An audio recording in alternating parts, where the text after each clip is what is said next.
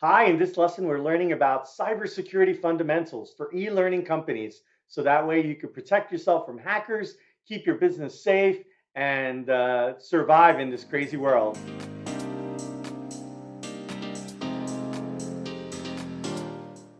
Hi, I'm Angel from RT Course Experts, and we help creative online course teachers with their tech. In this lesson, we're learning all about cybersecurity. We're going to learn what exactly is this cybersecurity word about, why use cybersecurity techniques to protect your business, and we're going to go into a how-to guide with all the best practices for protecting your business from cybersecurity attacks. We'll get into an example where we'll talk about how to make strong passwords, and then we'll wrap up with a summary. First of all, what is cybersecurity? It's the practice of protecting computers, servers, mobile devices from malicious attacks. Just like a police or a security guard that protects your house or your building or a school or a library, they're guarding doors, they're looking around, they're watching who comes in and out, they're making people sign in, all these sort of things. They're double checking keys. In cybersecurity for your business, you want to know who is accessing your systems, who made changes, who is moving files around, either adding new files or taking files out, looking, using, changing, etc. So that's what cybersecurity is. And you don't need to be an IT professional. You can do some basic things and then use some tools and some external procedures, some external services to help you out. Why use cybersecurity? Well, the main reason you would want to use cybersecurity is to block hackers from accessing, changing, destroying, or interrupting your business. So you don't want other people accessing your systems. You don't want them going into your financials, your special files with all your banking information, accessing your credit cards. You don't want them to access your intellectual property, maybe your raw assets. You don't want them to access it because then they could potentially share it, use it, duplicate, etc. And you don't want people changing your technology. You don't want them changing your home page or your course or your messaging or maybe your email or having your web page forward to another page that's not your web page. You don't want people changing your assets. You don't want them changing your courses, your community information, your payment information, your affiliate information. So you don't want people changing anything on you that you may not be aware of. And you definitely don't want people destroying your information, shutting down your website, deleting all your files on your Google Drive or Microsoft Teams. You don't want people destroying anything, whether it's by accident because you gave somebody too much power or they left you, or somebody's just malicious and they're looking to get in and damage your business. And finally, you don't want interruption. If your website or your course system gets a virus and people are trying to access it and suddenly it's loading super slow, or maybe they get redirected or they get a message that the site is down, maybe the community has closed, or anything like this could be devastating to your business. Of course, in the worst case, people could hold you hostage and say, hey, they take over your computer and your files and make you pay some ransomware or something like that. Cybersecurity can get very ugly. This is why we want to have some procedures in place. Let's go into a how-to guide with a couple of important things that you can do to protect your e-learning business. First of all, don't click links in emails. Always visit the site directly on your own browser. Lots of emails come in and they have, hey, click here to update your account, click here to access your password, or click here to unsubscribe. Maybe you don't really want us to unsubscribe through their click because you're going to let them know your email address exists and other things like that. Be careful when clicking links on emails that you don't recognize. Even if they have a name that looks familiar, hover over it and look and make sure that The name is good, but where's the actual address from? You should be verifying all that. And if it looks legit, then just Alt tab, open up a browser and go to that website and go check out those notifications. They should be there if they're legit. Next up is to update your software regularly. Remember, as bad things are happening, software companies like Apple and Microsoft and Google, they're going to know about this and they're going to release software updates. It could be an urgent software update that happens overnight, or it can be scheduled for the future. Annoying it as it is, don't turn off those software updates. If you need to, schedule them for nighttime when you're not really working. And then think about software across all your systems, right? You have the desktop, your laptop, or you have your phone with an operating system as well. It needs to get upgraded, iOS and Android, etc. You have apps as well. You might have your Adobe Creative Suite. You might have other types of apps or even a wide range of browsers that you might use, Chrome and Edge and Safari, etc. And there might be widgets, little plugins on your browser or little apps that run on your computer as well. You're going to want all of those to go get updates as needed. Next up is to try to have an antivirus program or a malware detection program. It could be Norton or Bitdefender or different types of programs. Some of them might be just to stop pop-ups on your browser, but some of them are actually on your operating system and it's just running in the background. And if anything suspicious comes up, it's going to double check. Hey, did you intend to click on here? Sometimes there might be some false positives like, oh, it's a little annoying, but you can set the right settings, the right level of settings for you that it protects you, but it doesn't annoy you. If something does go wrong or suspicious, you can immediately jack up the settings, have it do a full scan, and then breathe comfortably. Having those virus programs installed before the situation is great. Remember, some of those viruses, they can make installing difficult. So it's better to just get those programs installed, have it run in the background, make sure everything's okay. And when you need them, they're there. Next up is to access your networks carefully. Whenever you're on a website, there's two ways to get to different web pages. There's HTTP, which is a protocol to download and retrieve the HTML and the images and whatnot. And you may not even notice, but every time you're accessing a website, you're probably using HTTP or HTTPS, and the S is the secure. That's the one with the lock icon. You can, by default, just start using HTTPS. In the old days, when we were all on dial-up, sure, it was slightly slower. Everything's encrypted, the payloads are a little slower on the data files. But these days, we should be fine, even on mobile devices. So use HTTPS. It should just be our default. So when we click on things, and as you're setting up your coaching website, your course community, and your course online, your course business, just go ahead and make HTTPS the default. It makes everybody happy. And then later, when you go to do transactions, everything's secure. Another thing you can do is use a virtual private network called VPN. You can, if you're at a certain place, maybe you're working remotely and you're accessing their Wi-Fi, the VPN creates a secure tunnel to your destinations. Nobody can see the traffic in the middle. They're not going to know what country you're from, what location you're from. All that is hidden away, and you're basically, it's a little slower because you're routing all your traffic through this other server and it's pulling on your behalf. Maybe if you're at an airport or at a cafe, you turn on the VPN.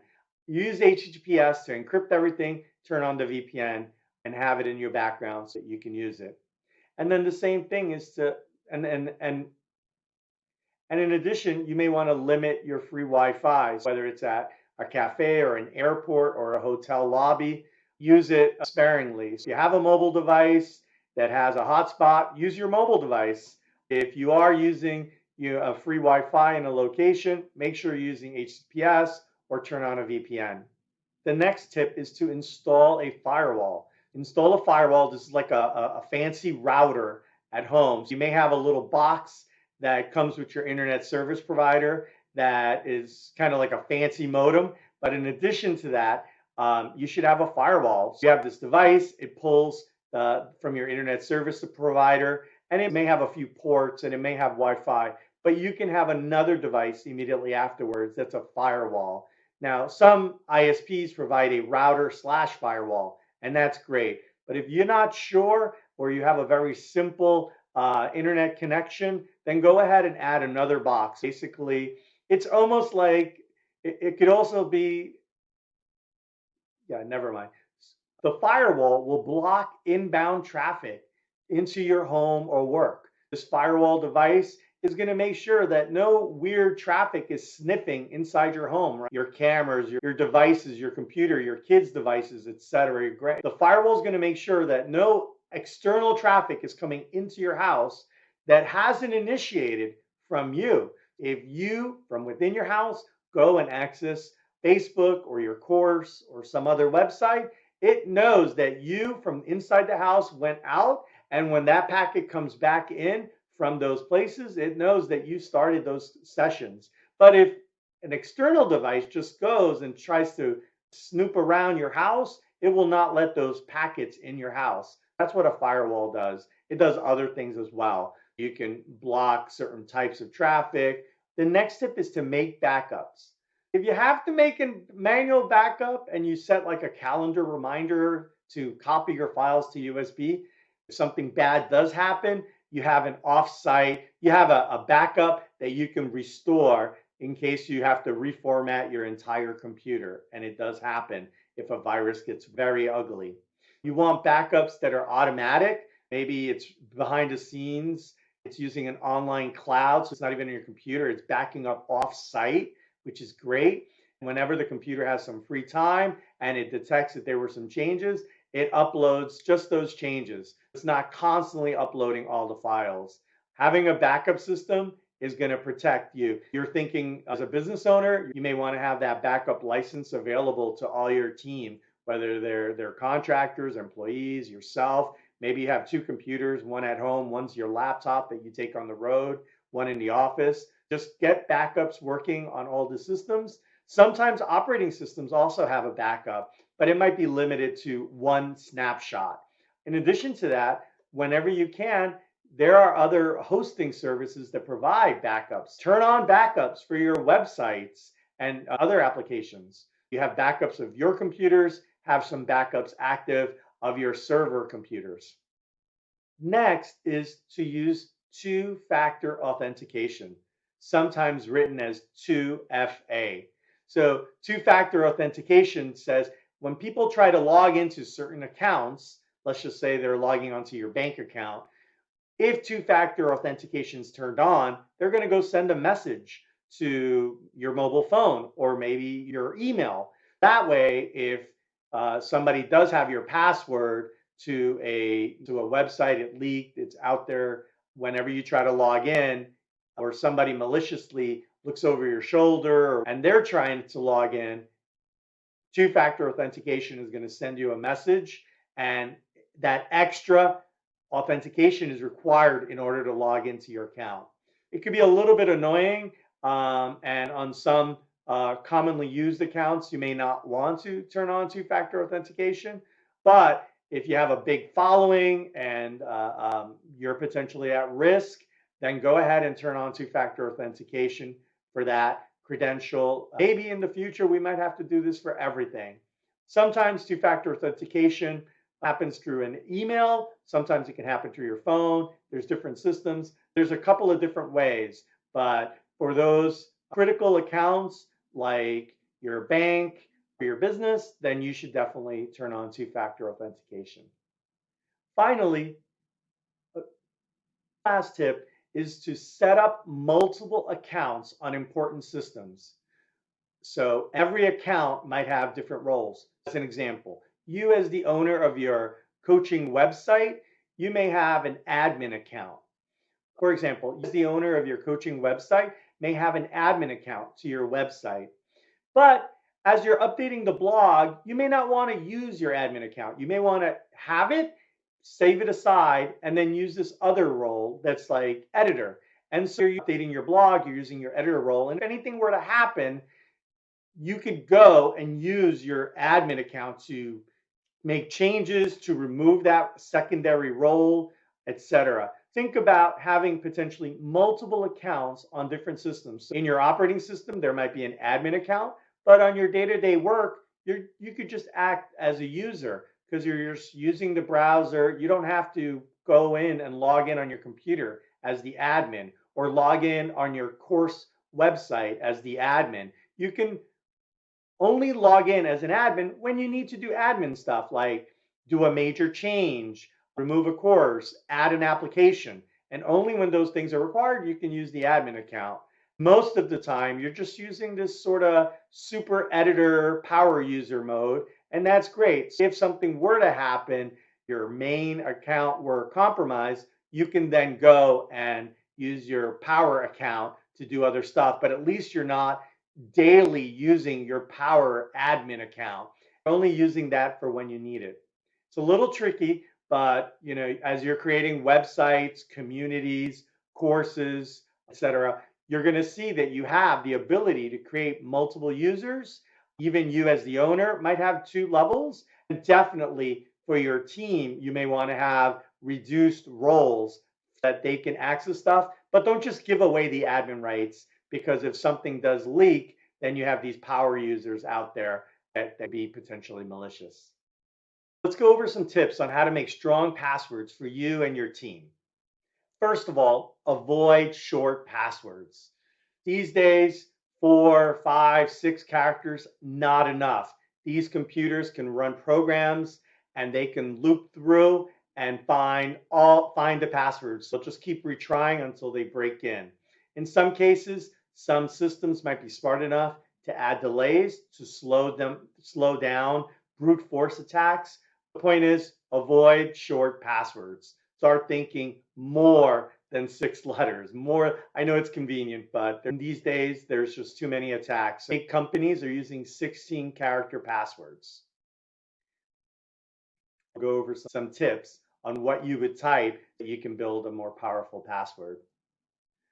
Another thing you can do is you can use uppercase and lowercase letters. And it doesn't have to just be at the beginning or middle, or it could be anywhere. You can just, maybe there's a certain letter you like or a certain combination, but the fact that you're using upper and lowercase, those are more combinations and the password has to match exactly. That's going to make it harder for guessing if some of your letters are uppercase and lowercase. That just creates more combinations. Next up is using numbers. And don't just use one digit at the end like your password one. No, go ahead and come up with a couple of combinations. Ideally, you're using different numbers in different passwords because if your one password gets compromised, you don't want them to use that same number combination on another website. If they access your website, then they can maybe access your bank. You don't want that. Use different passwords and use numbers, not just one digit, a couple of digits. Next up is to use symbols. These are things like asterisk, pound, exclamation point, different dollar sign. Use some symbols. They're additional characters. They're a little bit rare and it's harder. Instead of just looping through 26 letters, now you have the 26 with the upper and the lowercase. That's even more. Then you have digits. Then you have symbols. It's also increasing the length of your passwords. Next up is avoid dictionary words. These hackers have computer programs with list of popular words, right? Stapler, door, window, desk, etc. Light. They're going to know these words and they're just going to loop through them. They already know what the popular ones are. Try to use some other words or break up your words. Instead of course with an S, use course with a dollar sign, or insert some silly words. Like in this case, if we have a trumpet school, put a sound in there. Da, do, re, mi, la, I don't know. Just add some extra words that maybe aren't exactly off the dictionary. Maybe they're a unique name from your culture, etc. Next, be careful where you save these passwords. Don't just do post-it notes on your computer. Obviously, somebody can walk. It also depends where you work. But let's just say they're in a shared Google Doc. Who has access to that? Is it on your computer? Is it on your USB drive with all your passwords? Did you put it in your email so they get to your email, then they get access to all your passwords? Just think about, where are you saving these different passwords?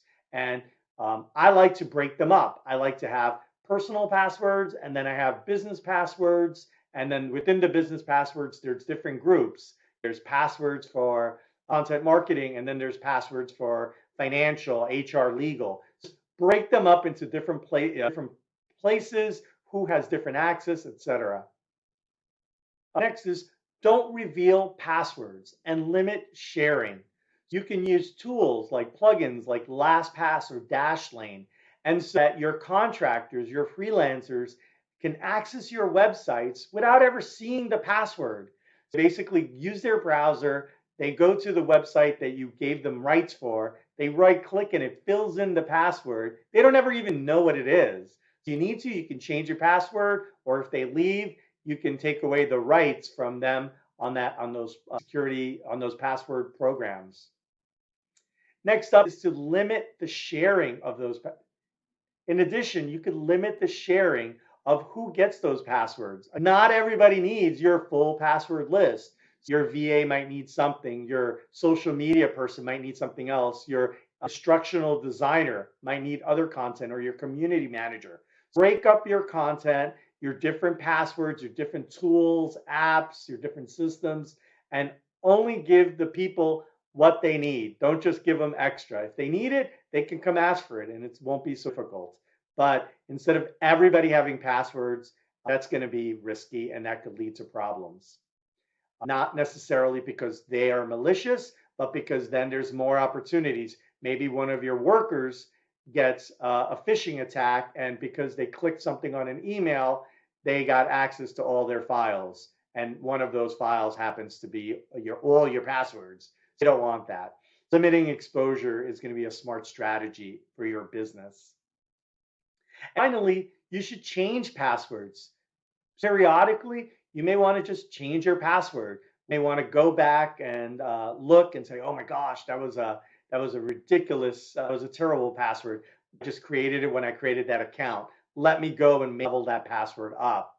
And also, you may want to change passwords after things change. Maybe people leave on your team, or there was a new version of an application that came out. Maybe you were on MailChimp and now you're switching over to ConvertKit. Don't just use the same password. Come up with a new, stronger password. So every time you touch these passwords, they're leveling up, and also you're protecting your system on an ongoing basis, not just this 1 or 2 times when these really bad things happen that you have to scramble and change dozens of passwords. If you want to level up, try a small step like making sure that you use at least 2 words on every password, a couple of numbers, and a symbol. Going there would be a nice baseline for your company. Don't use that same password everywhere. Give every property a different password, and make sure that every password has a couple of words, some digits, and a symbol. That would be a very good baseline for you and your company. Let's summarize. What are the top things you need to know? Extra careful on emails, right? Avoid clicking those emails that look familiar or a little bit off. Update your software. Make sure you have your updates going. Get an antivirus program or malware protection before you need it. Have a backup program where make sure you have a nice backup program. For the important websites like your bank, just go ahead and turn on 2-factor authentication. Use multiple email accounts, so multiple roles. Use different passwords. Use different accounts to log into your systems, and use different passwords across all your different properties. And finally, use different passwords across all your different properties. Don't have one password that's being used on 20, 30 different websites. Make life easy, because that will burn you at some future point. Now you're a lot smarter on cybersecurity for your online e-learning company. To learn more, check out the info and links in the notes. If you're loving this stuff, subscribe to keep leveling up your creative business. And if you need any tech help with your courses, community, or teacher website, visit www.rtcourseexperts.com. Thanks for hanging out. Let's stay in touch.